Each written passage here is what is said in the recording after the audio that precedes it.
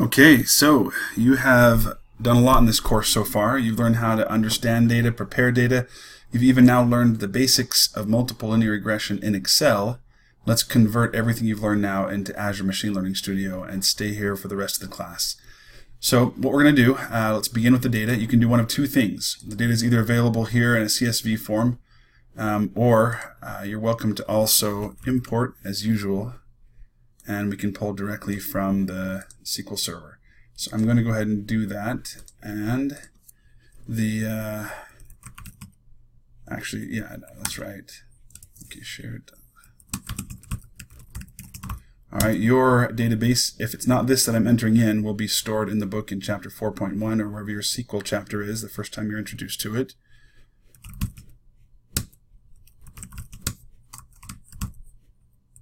Like I say, if you're either watching this on YouTube or if you're not connected to well, you must be connected to the internet if you're doing the Azure. Either way, if you want to use a CSV, it's available for you to use, and you can use that instead and pull it out. But what I want is to select all from bb underscore bike buyers. Let's go ahead and cache that so we don't have to keep pulling it from the database. Perfect. So from what you learned in Excel till now, I'm only going to tweak things slightly, but very importantly. Now this next step, it depends on whether you've imported data or you're using an Excel file. Or you're using the CSV file. If you're using the CSV, you won't have to do this. But whenever we pull from a live database, we are going to have to use the edit metadata pill to cast everything that was numeric into numbers again to make sure that it knows those are supposed to be numbers. So for edit metadata, that would be marital status numeric, gender, income, children, education numeric, commute distance, cars, age, even purchase bike numeric, oh, and homeowner, of course. I think that's all we care about that is numeric. Otherwise, again, it depends on the database. It may assume that even though they're numbers, that depending on how the database field was set up, if it translated into an integer, it may be fine, but it might think that it's text or that it's supposed to be treated as text. And if so, we want to make sure that we're forcing it back to become integers. So if you want to force it to something else, floating point means it allows decimals, Boolean, true, false. These should be pretty self-explanatory. String is text. So let's cast those into integers. All right. Next step, we need to select the data. Oh, but let me run this first. Run that. All right.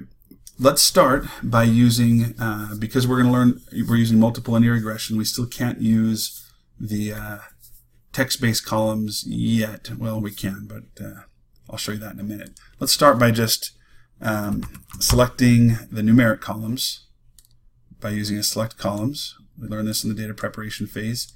And let's tell it we just want all those numeric ones that we just barely had. I think that's it right there. Did I miss any? Nope, we're good. Okay, pull those over. All right, so far so good. So this task is like grouping the variables together in Excel so that we could select them all at once.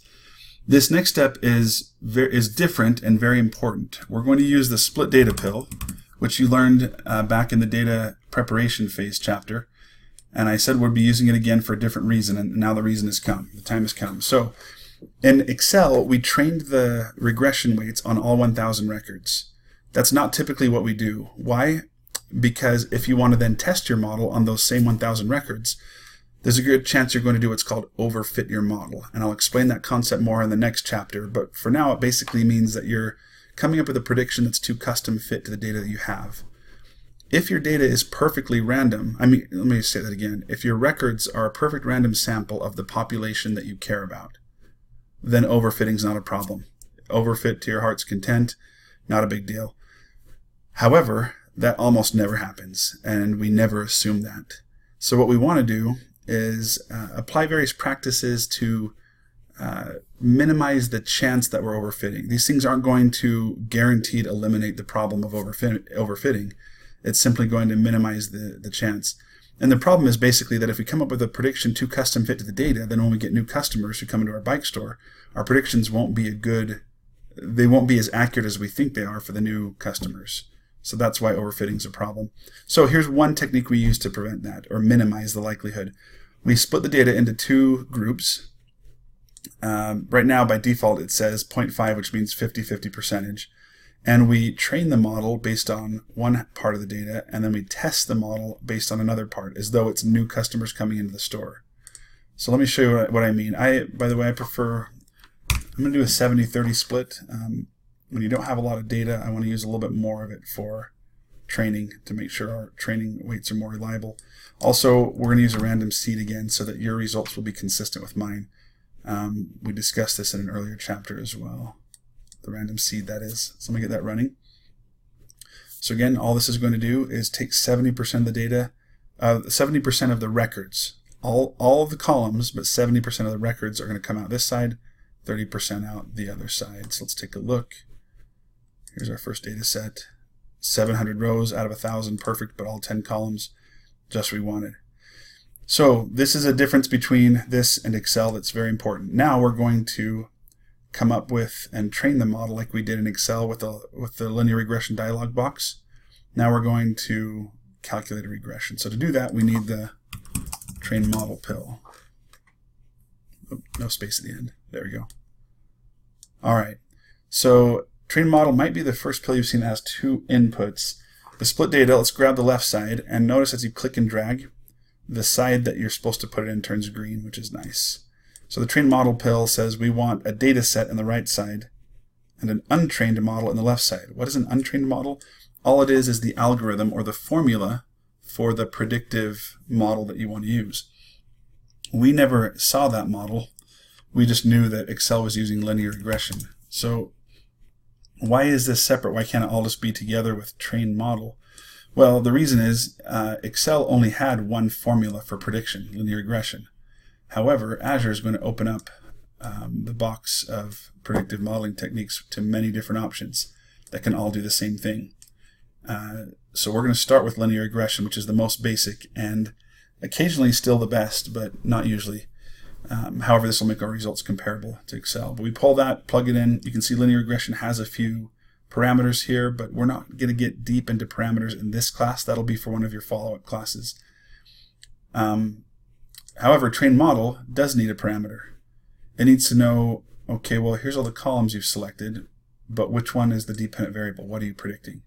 So that's what we need to select here. Notice it says label column. That's what it's looking for.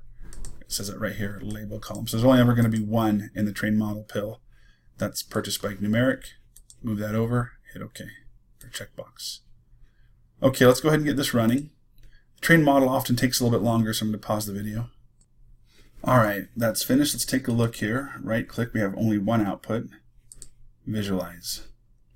Okay, so what are we seeing here? Let's ignore these settings. These are parameters of the model we use to predict with linear regression. We're not going to worry about those, but let's scroll down and look at what it calls feature weights.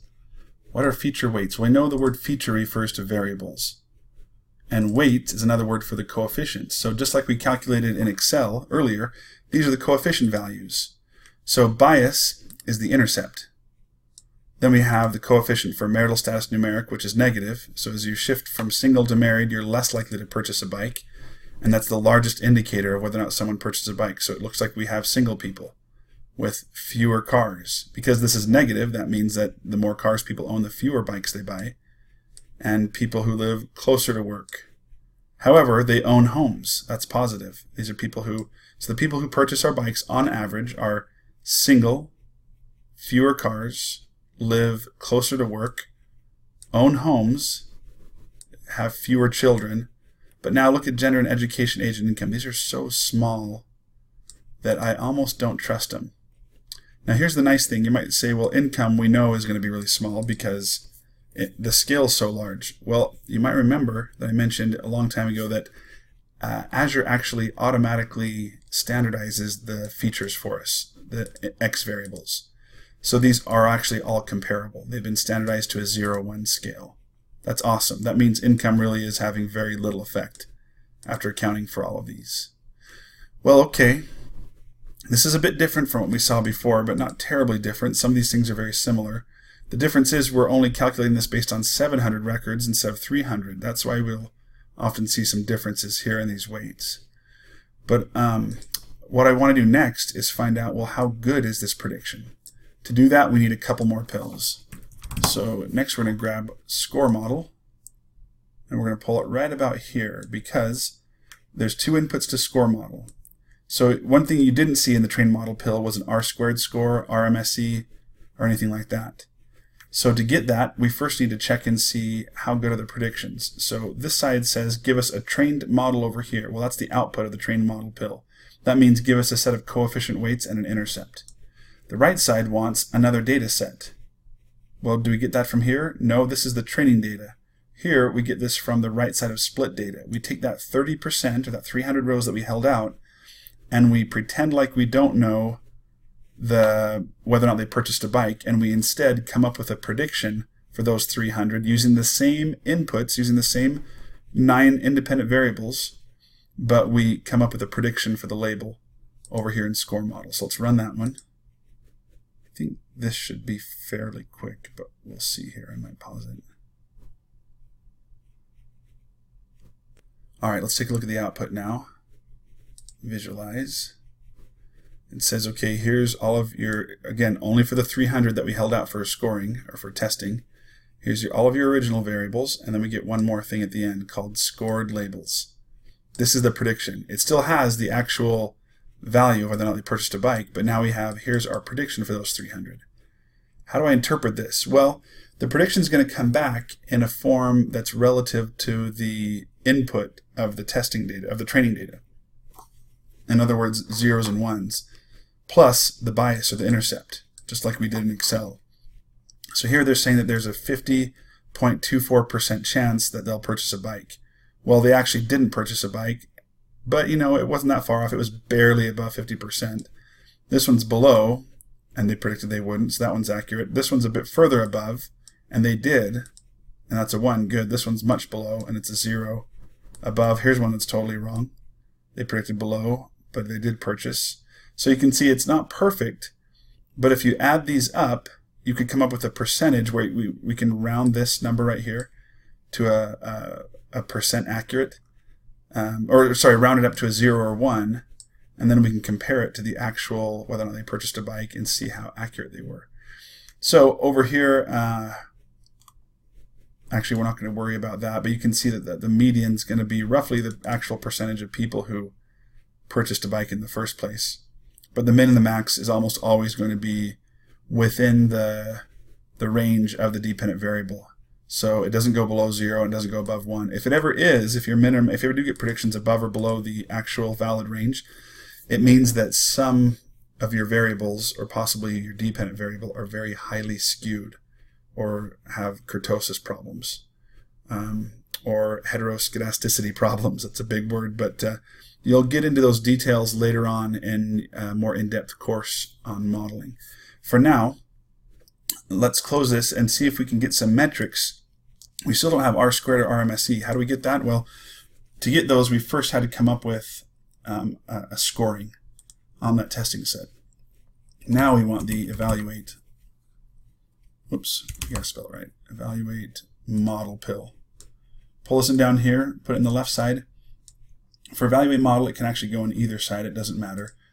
This pill lets you take two different models and compare them at once, but you just use it to evaluate one. So let's run that selected. This should only take it a second.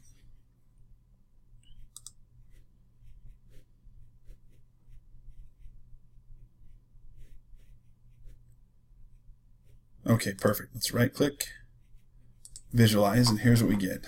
All right, perfect. Here's our RMSE score, 0.7. This means on average, our prediction is going to be 0.47 away from the actual value.